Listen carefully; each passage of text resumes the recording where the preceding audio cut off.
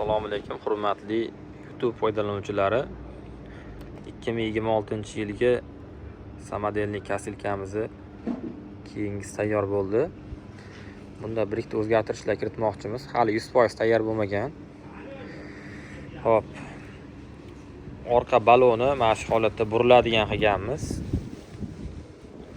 Mana shu holatda buriladi bemalol.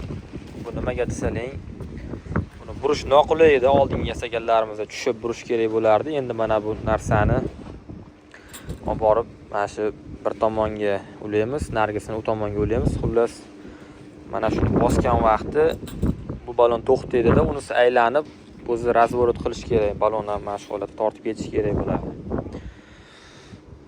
Agar o'xshab qolsa, shuna holatda chiqadi keyin kasilkalarning hammasi.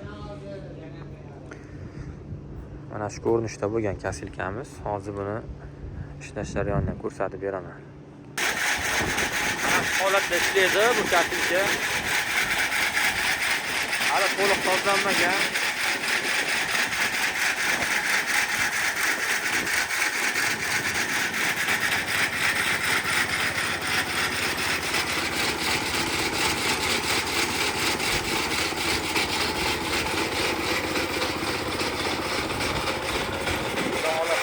Videolarda to'liq ishlagan ko'rsatamiz. Dalaga olib chiqib, o'tlarni o'rib.